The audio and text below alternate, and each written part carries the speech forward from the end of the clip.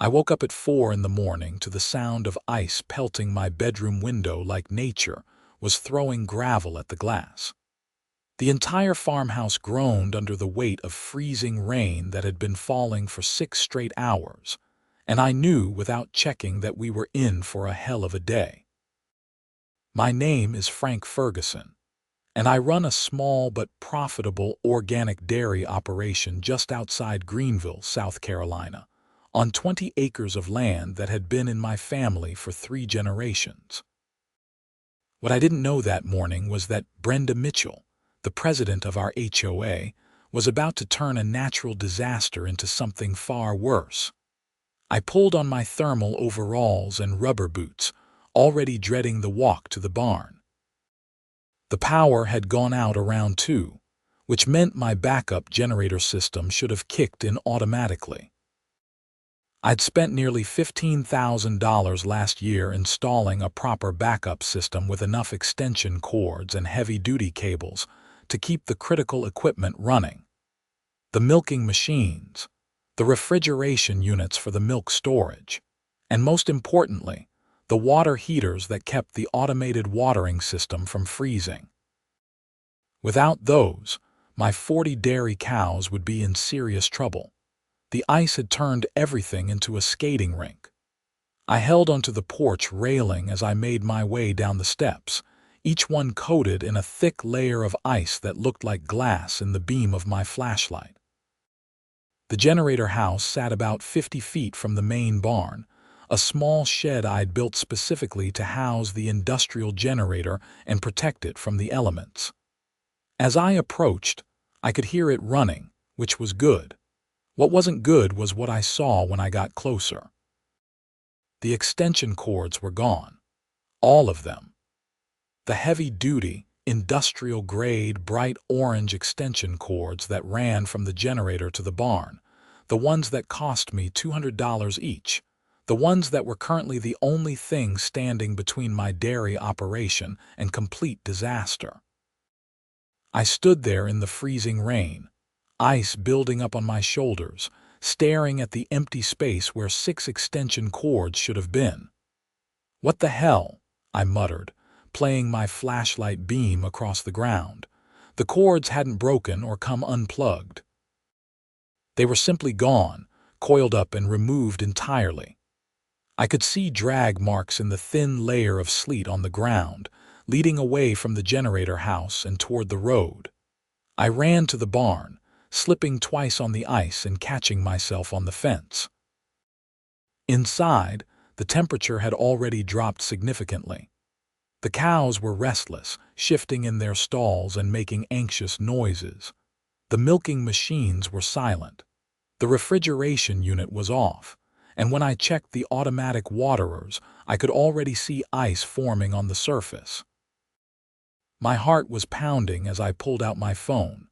No service. The ice storm had taken out the cell towers too.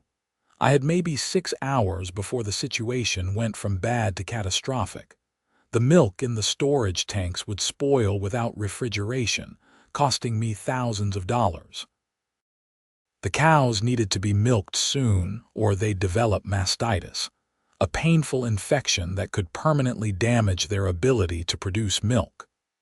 And if the water system froze completely, I'd have to haul water by hand to 40 thirsty cows, assuming I could even find enough unfrozen water to do it. I made my way back to the house, my mind racing.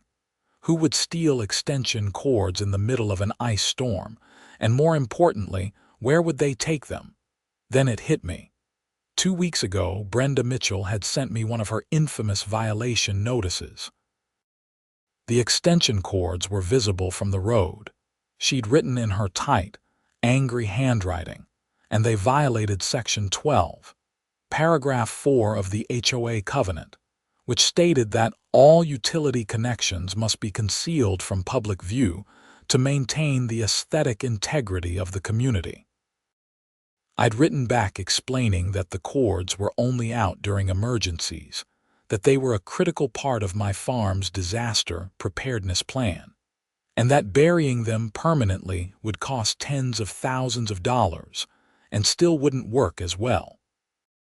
She'd responded with another letter threatening fines. I'd responded by ignoring her, which in hindsight might have been a mistake, but surely she wouldn't. Not during an ice storm, not when she knew or should have known that those cords were keeping critical equipment running. Nobody could be that petty, that vindictive, that blind to basic human decency. I was wrong. As soon as the sun came up and provided enough light to see by, I bundled up again and made the treacherous walk down our private road to the main community entrance. Our HOA covered about 30 properties, a mix of farms, large rural homes, and a few smaller houses near the entrance. Brenda lived in a McMansion right at the front, a gaudy 3-story monument to nouveau rich taste that looked completely out of place among the working farms and modest country homes. Her driveway was easier to navigate than mine because she'd apparently had the foresight to lay down ice melt, which made me even angrier. She'd been prepared for the storm but had still gone out in it to steal my equipment. I could see my extension cords through her garage window, coiled up neatly on her workbench like trophies. I pounded on her door hard enough to make my fist hurt. It took 5 minutes of continuous knocking before she finally answered, wearing a plush bathrobe and an expression of practiced annoyance. "Mr. Ferguson," she said, not opening the storm door. "It's barely 7 in the morning." "You stole my extension cords," I said, trying to keep my voice level. "During an ice storm, those cords are powering critical farm equipment." "I didn't steal anything," Brenda replied primly. She was in her mid-50s, with the kind of severe haircut that looked like it required weekly maintenance and a face that seemed permanently set in judgment mode. "I confiscated HOA covenant violations. There's a difference." "Confiscated." I felt my blood pressure rising. "Brenda, those cords are keeping my dairy operation running. Without them, the milk spoils, the water freezes, and the cows could get seriously sick. I need them back right now." "You should have thought of that before you violated the covenant," she said. "I sent you multiple warnings, Mr. Ferguson. You chose to ignore them. The extension cords were clearly visible from the public road, creating an eyesore that affects all of our property values. It's an ice storm. There's a 1/4 inch of ice on everything. Nobody can see anything except ice." "The covenant doesn't make exceptions for weather," Brenda said. "And frankly, your attitude is exactly the problem. You farm people think the rules don't apply to you. Well, they do.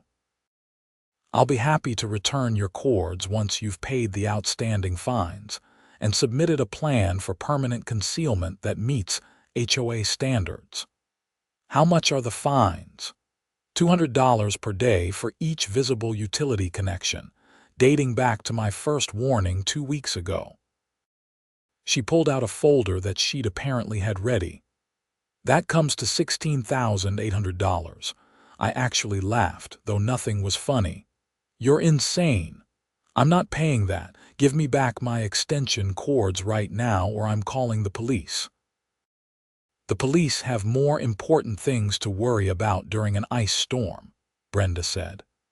"And I'll remind you that as HOA president, I have the authority to enforce covenants. You signed these covenants when you bought your property, Mr. Ferguson.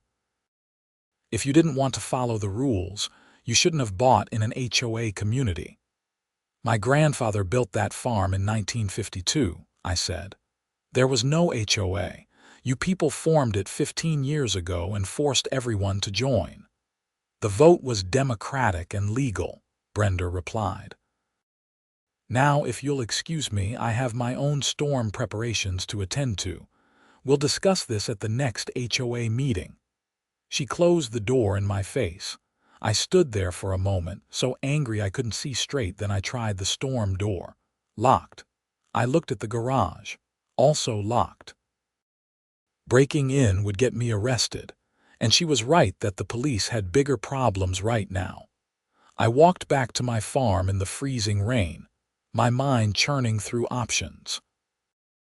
I could try to buy new extension cords, but every hardware store within 50 miles would be sold out or closed due to the storm.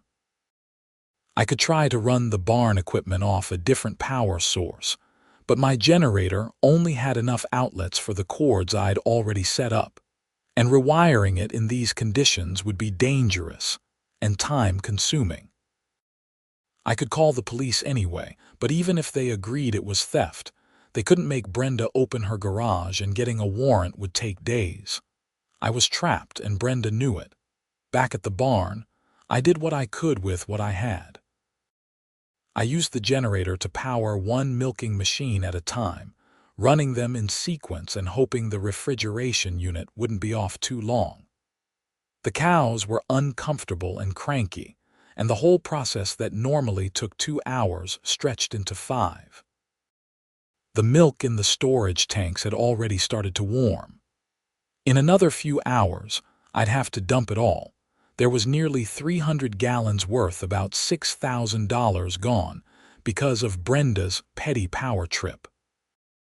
By noon, I'd managed to milk all the cows and jury-rig a heating system for the water using every spare extension cord and power strip I could find in the house. It was dangerous, probably a fire hazard, and definitely not enough for the long term.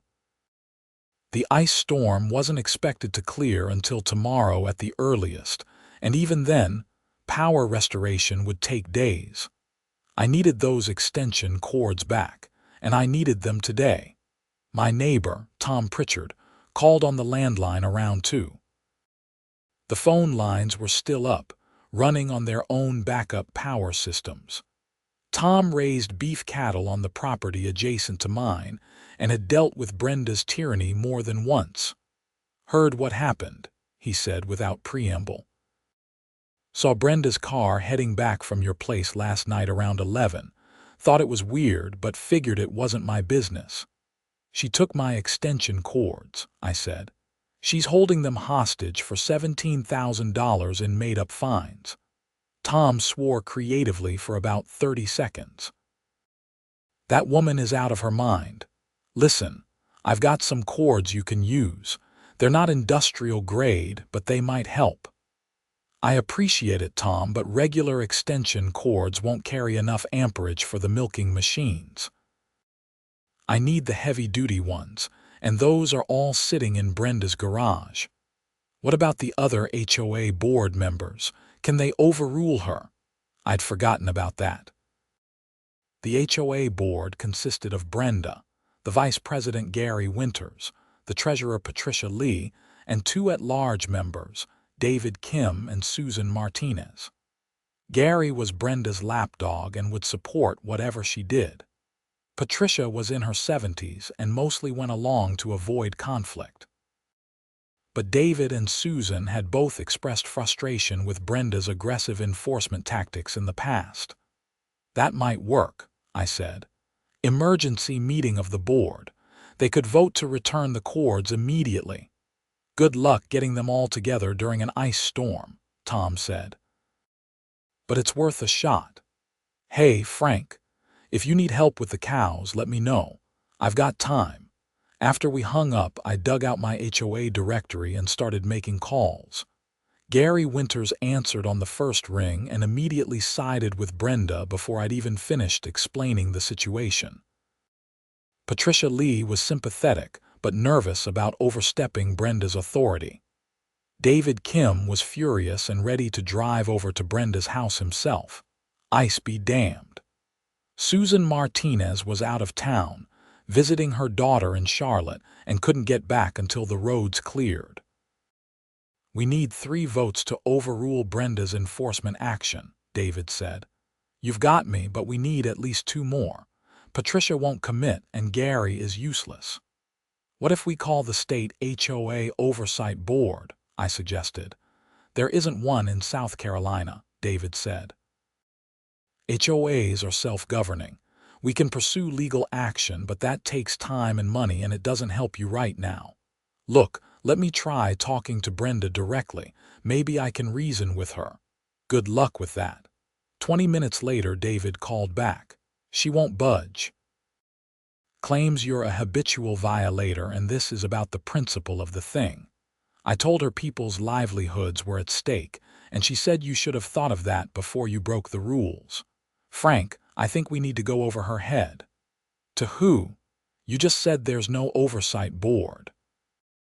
No, but there's the media, and social media. Brenda cares a lot about her reputation.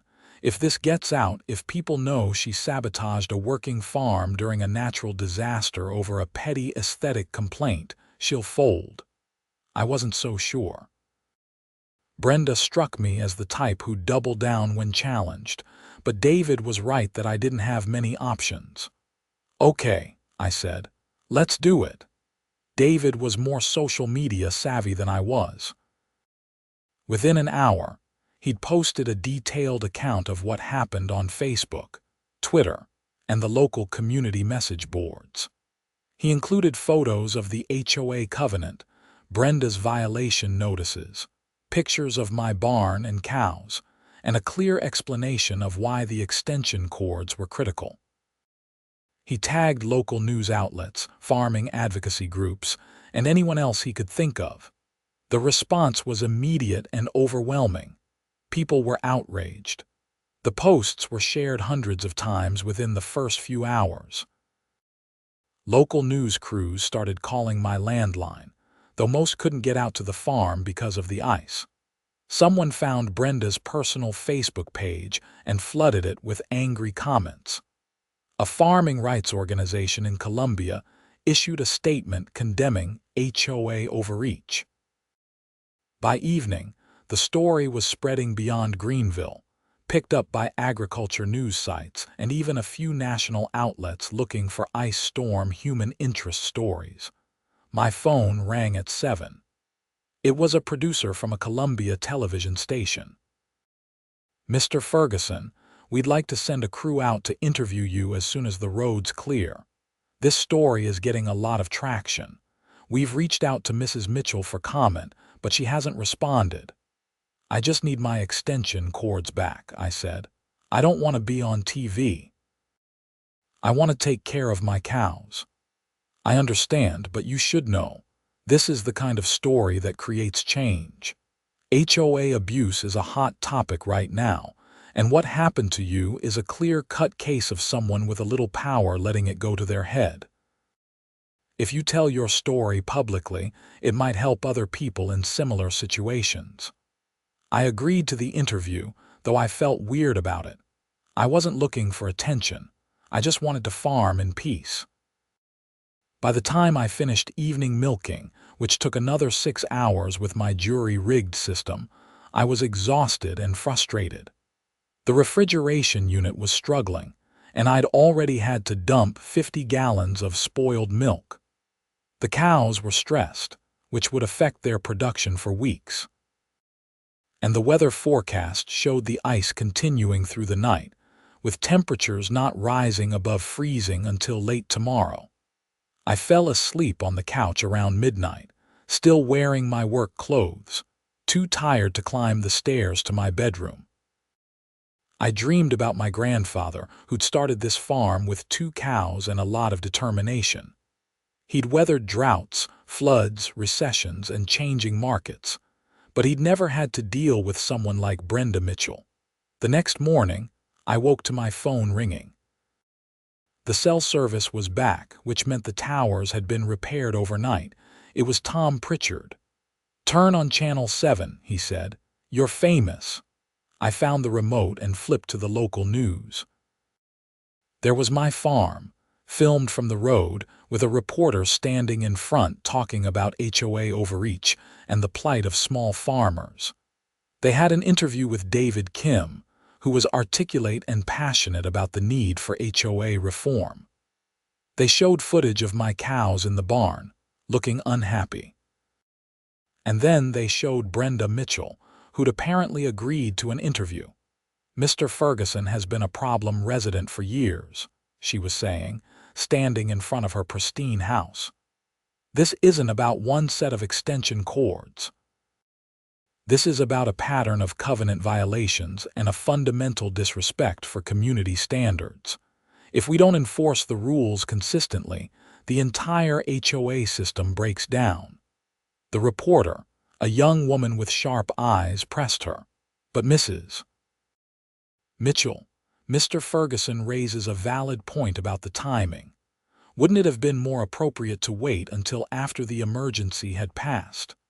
HOA covenants don't pause for weather, Brenda said, echoing her earlier argument. And frankly, I think it's manipulative of Mr. Ferguson to frame this as some kind of crisis. He had weeks to comply with the covenant. He chose not to.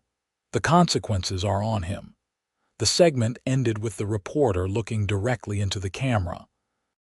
The question many are asking is whether HOA powers have grown too broad, and whether the enforcement mechanisms contain adequate checks against abuse. Mr. Ferguson's case may end up being a test case for HOA reform in South Carolina. This is Jennifer Walsh, Channel 7 News. My phone started ringing immediately.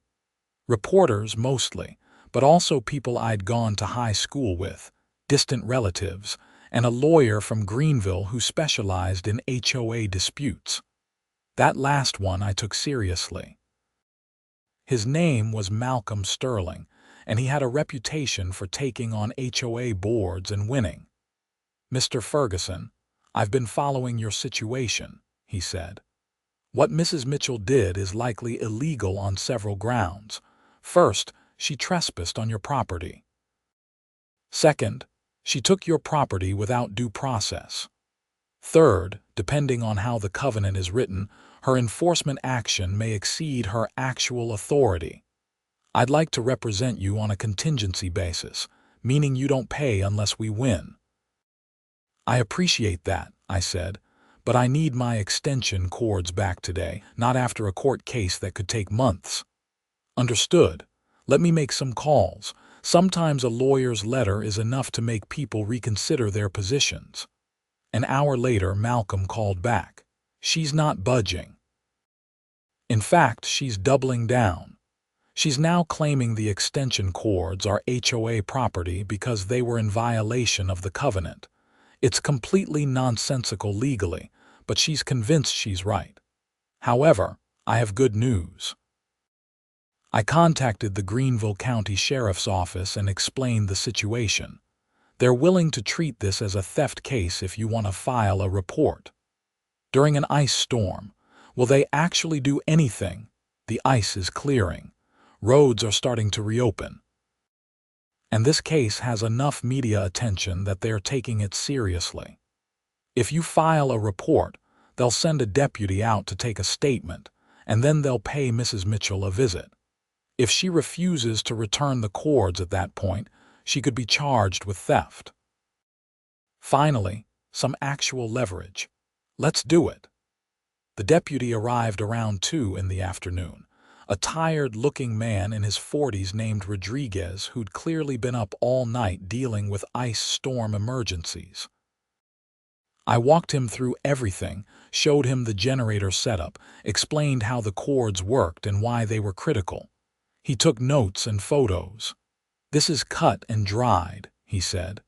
"She took your property without permission. That's theft. The HOA covenant doesn't give her the right to do that. She could file a lien or take you to HOA court, but she can't just take your stuff. Can you make her give them back?" "I can try. Let me go have a conversation with her." I wanted to go with him, but Rodriguez said that would be a bad idea. So I waited at the farm, pacing the kitchen and checking on the cows every 20 minutes even though nothing had changed. The makeshift heating system was holding barely, but it wouldn't last another day. And we were supposed to get more freezing rain tonight. Rodriguez called from Brenda's house. "Mr. Ferguson, she's refusing to return the cords. Claims they're evidence in an HOA violation case and that she has the authority to hold them. I've explained that's not how the law works, but she's not listening." At this point, I can either arrest her for theft or you can pursue this through civil court. What do you want to do? I thought about it.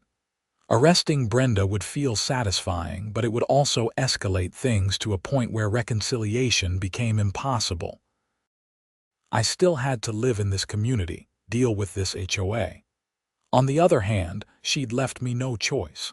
She'd stolen critical equipment during an emergency and was now refusing to return it even when law enforcement asked. That wasn't just petty. That was dangerous. Arrest her, I said. Understood. I'll need you to come down and sign a formal complaint. By the time I made it to Brenda's house, which was only about a mile but took 20 minutes to navigate on the icy roads, Rodriguez had Brenda in handcuffs. She was screaming about her rights, about HOA authority, about how I was going to regret this. Patricia Lee was there too, having apparently heard what was happening and rushed over to try to mediate. She looked horrified. "Frank, please," Patricia said. "This is going too far." "Can't you two just talk this out?" "I tried talking," I said. "Multiple times. She stole my property during an emergency and refused to return it. I don't know what else I'm supposed to do." "You're supposed to follow the rules," Brenda shrieked as Rodriguez guided her toward his patrol car. "You people all think you're special, but you're not. The covenant applies to everyone." "Madam, you need to calm down," Rodriguez said firmly. I followed Rodriguez to Brenda's garage where my extension cords were exactly where I'd seen them before, coiled neatly on the workbench. I loaded them into my truck, 6 bright orange cords that represented the difference between a functioning farm and a disaster. Relief flooded through me, followed immediately by exhaustion. Patricia Lee stood in the driveway, looking lost. "The HOA is going to fall apart," she said quietly. "Brenda ran everything. I don't know how to do her job."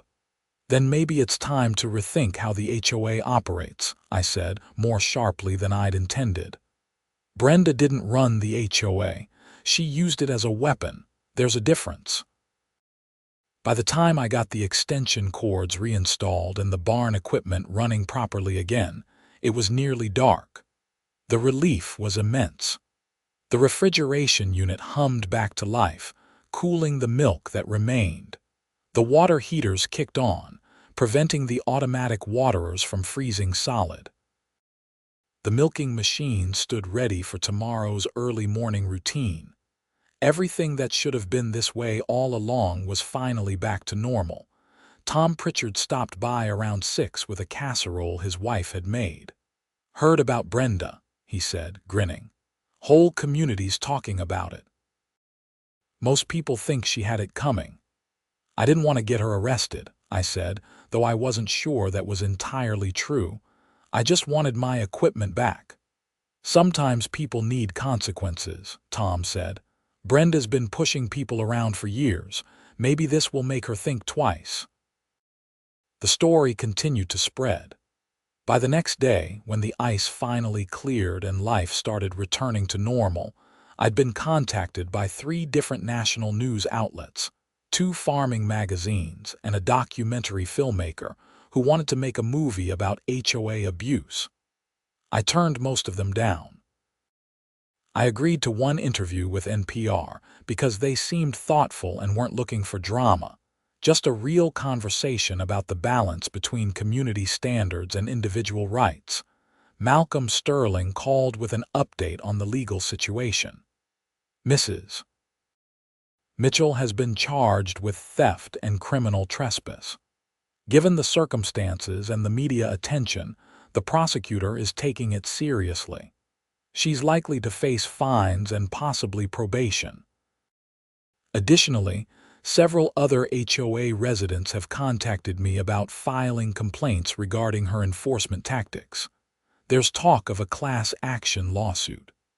"I don't want to be part of a lawsuit," I said. "I just want to be left alone to run my farm."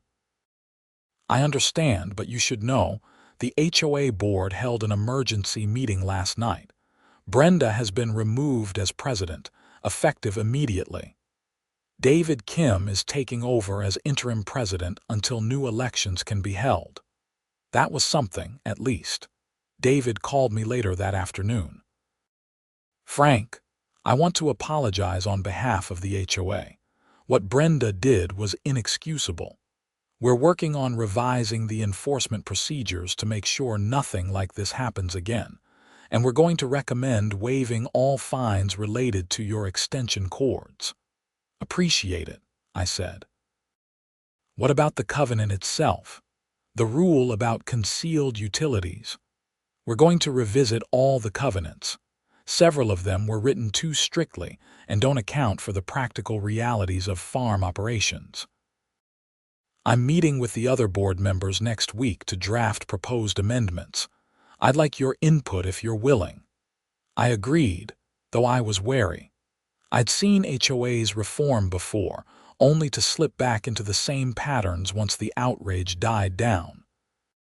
But David seemed genuine, and it was better than nothing. The criminal case against Brenda moved forward slowly. I had to give a deposition, which was tedious but necessary. Brenda's lawyer tried to argue that she'd acted in good faith as HOA president, that she'd believed she had the authority to enforce covenants, even by physical removal of violations. The prosecutor demolished that argument by pointing out that even police officers couldn't seize property without due process, and an HOA president had far less authority than law enforcement. In the end, Brenda took a plea deal. She pled guilty to misdemeanor theft and trespass, received 2 years of probation, a $1,000 fine, and was required to attend anger management counseling. She was also barred from holding any HOA leadership position for 5 years. The judge gave a brief speech about the responsibilities of community leadership and how power without accountability inevitably led to abuse. I felt some satisfaction from the outcome, but mostly, I just felt tired. The whole ordeal had taken up months of my life, cost me thousands of dollars in spoiled milk and stressed livestock, and created divisions in the community that would take years to heal. Some people still sided with Brenda, believing she'd been unfairly persecuted for trying to maintain standards. Others wanted to abolish the HOA entirely, which would create its own set of problems. The HOA did make changes. They revised the enforcement procedures to require multiple warnings and a formal hearing process before any property could be seized.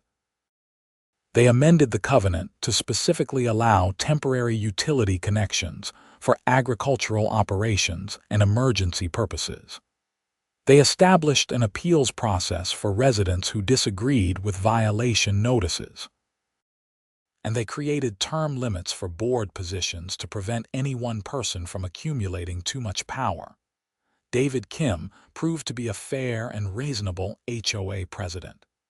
He focused on community building rather than rule enforcement, organized neighborhood events, and made sure everyone felt heard.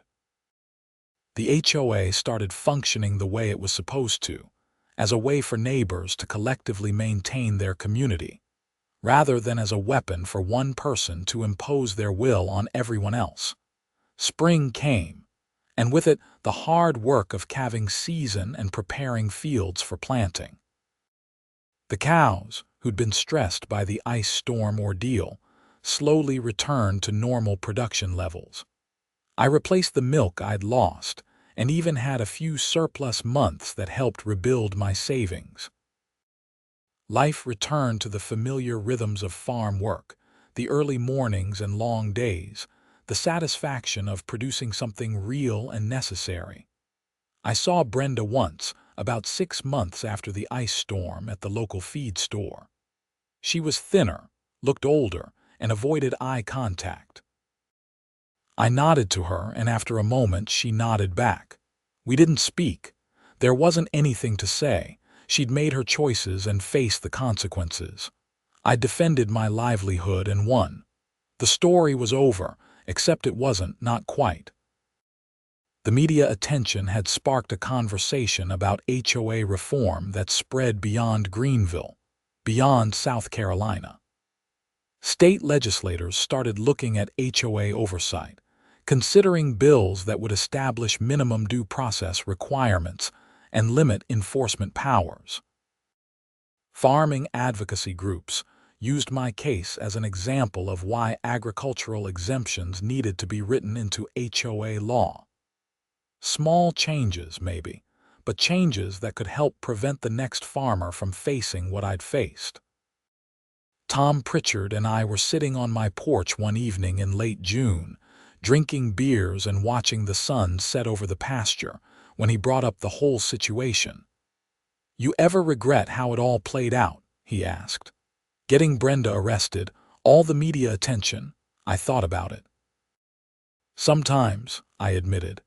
"It felt like it spiraled out of control. I just wanted my extension cords back, and it turned into this whole big thing." "Had to happen," Tom said. "People like Brenda don't stop unless you make them. You drew a line. That took guts, or stubbornness." "Same thing, sometimes." We sat in silence for a while, listening to the cows settling down for the night, the crickets starting their evening song. This was what I'd been fighting for, I realized. Not just the extension cords or the farm equipment or even the cows. It was this: the peace of being able to work your land and live your life without someone constantly looking for reasons to punish you for not meeting their arbitrary standards. My grandfather had built this farm through hard work and determination. My father had maintained it through economic ups and downs. Now it was my turn, and I defended it the only way I could. Not with violence or revenge, but with persistence and a refusal to let someone abuse their power just because they thought they could. The criminal case officially closed in August when Brenda completed her probation requirements. Malcolm Sterling called to let me know, and to mention that several other HOA residents had successfully challenged excessive fines and enforcement actions based on the precedent my case had set. The local HOA landscape was changing slowly toward something more reasonable and balanced. I never did get an apology from Brenda. I didn't really expect one. Some people are so convinced of their own righteousness that they can't acknowledge when they've crossed a line. But I did get my farm back, my peace of mind, and the knowledge that I'd stood up for myself when it mattered. The next winter, when the Weather Service predicted another ice storm, I made sure to have everything prepared well in advance. Extra extension cords stored in the barn, a detailed emergency plan, backup systems for the backup systems. When the ice did come, lighter than the year before but still significant, everything worked exactly as it should. The generator kicked on, the equipment stayed powered, the cows stayed comfortable and healthy. David Kim stopped by the morning after the storm to check on everyone in the community. He'd been doing that regularly, actually talking to residents instead of just sending violation notices. When he saw my setup running smoothly, he smiled. "Looks like you weathered it fine," he said. "Prepared this time," I replied. "No surprises." "That's the way it should be," David said. "Community supporting each other, not tearing each other down. That's what an HOA is supposed to be about." After he left, I stood in the barn and watched the milking machines do their work, listened to the hum of the refrigeration unit, felt the warmth from the water heaters. Simple things, really. Basic equipment doing basic jobs, but without them, everything fell apart, just like a community. You needed the basic infrastructure of respect and reasonable rules. Without that, you didn't have a community. You had a dictatorship, and that never ended well. The documentary filmmaker who'd contacted me right after the ice storm incident eventually released his film. It was called The Extension Cord War, and featured my case as well as a dozen other examples of HOA overreach from around the country.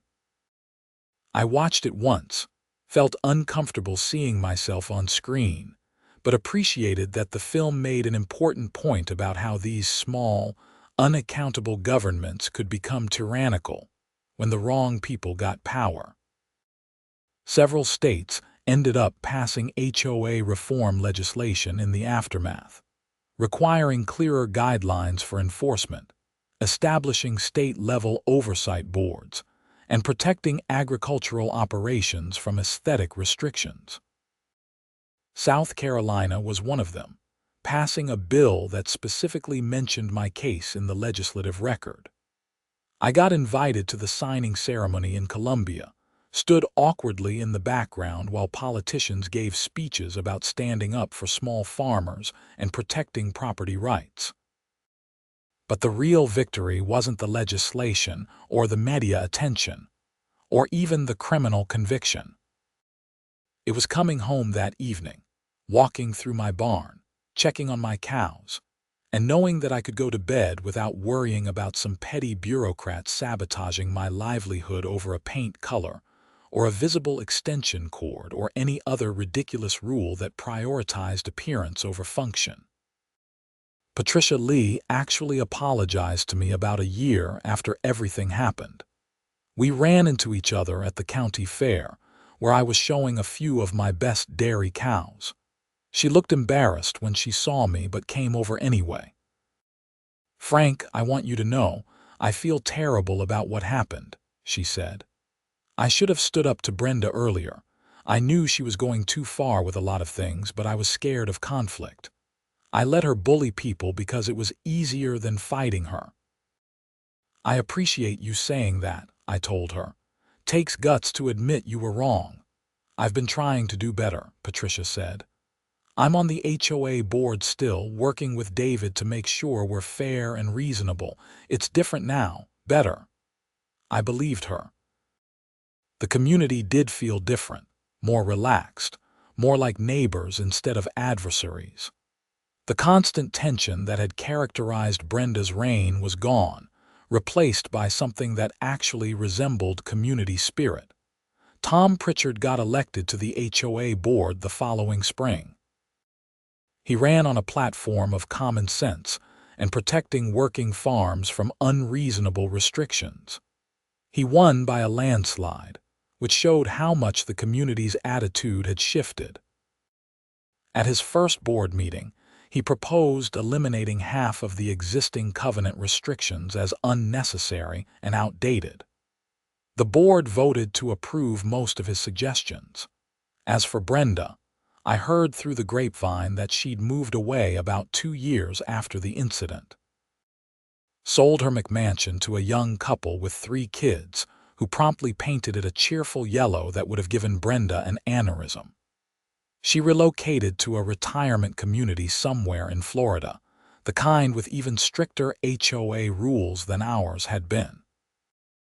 I hoped she'd be happy there, though I suspected someone like Brenda would never really be happy anywhere.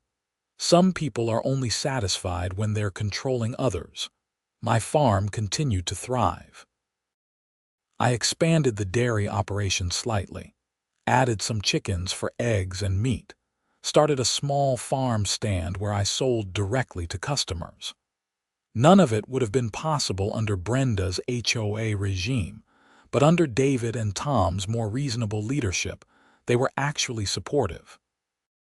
The farm stand was good for the community, they said.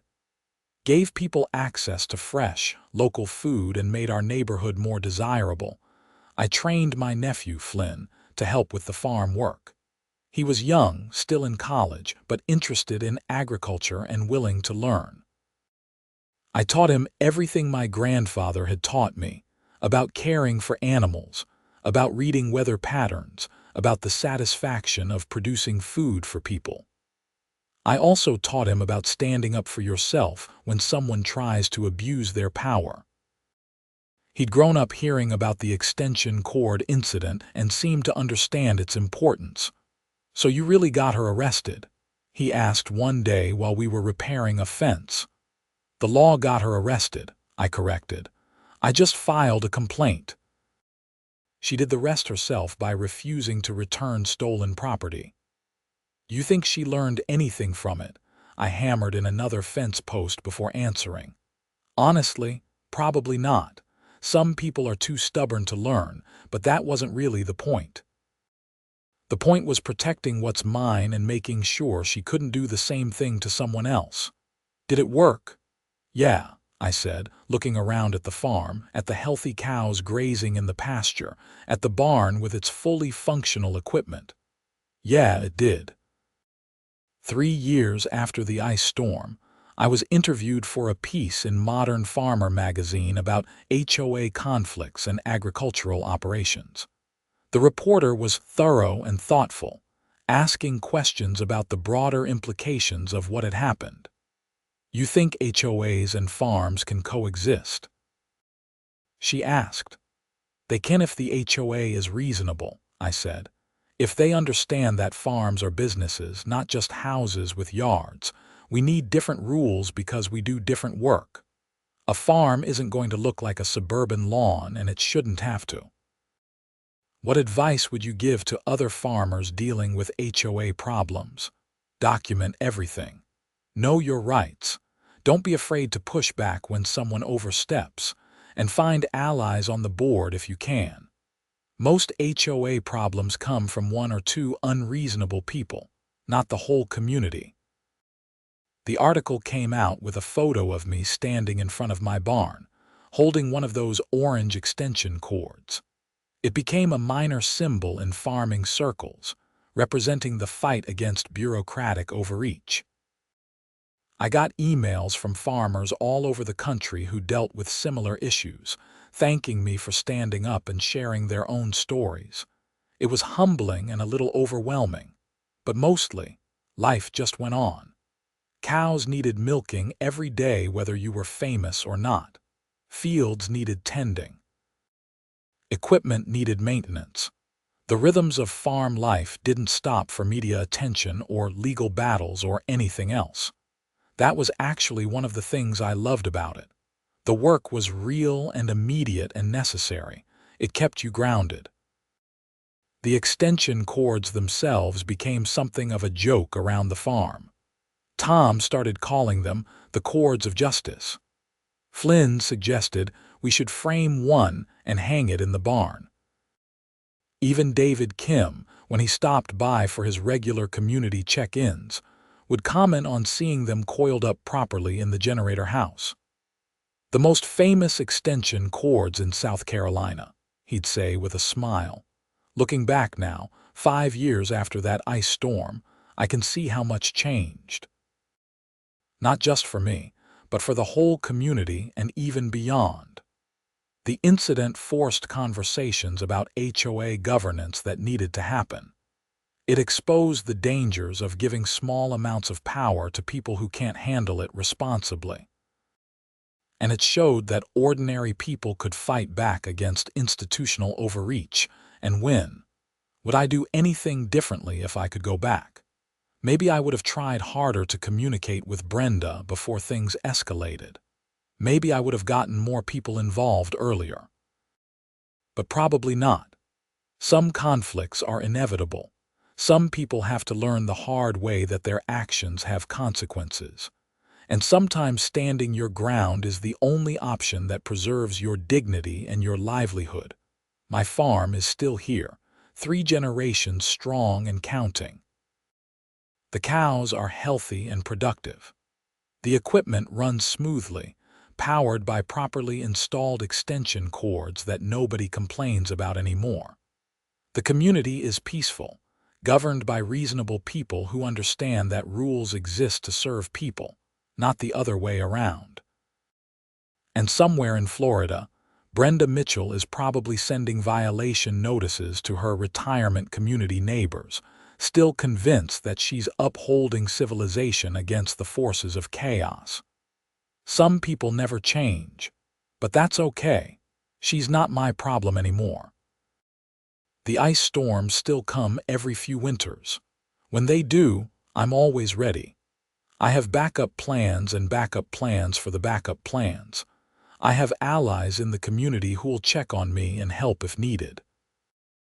And I have the knowledge that if anyone ever tries to sabotage my farm again, I know exactly what to do and I'm not afraid to do it.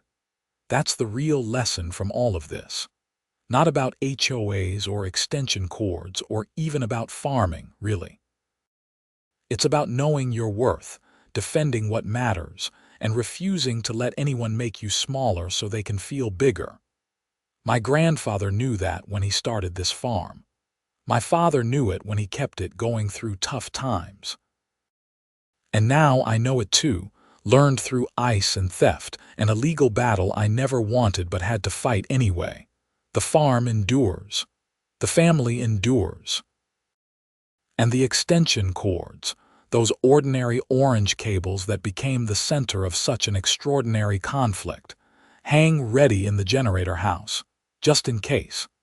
Because you never know when you'll need to power something critical. And you never know when you'll need to stand up and fight for what's yours. But when that moment comes, you'd better be ready. I was. And that made all the difference.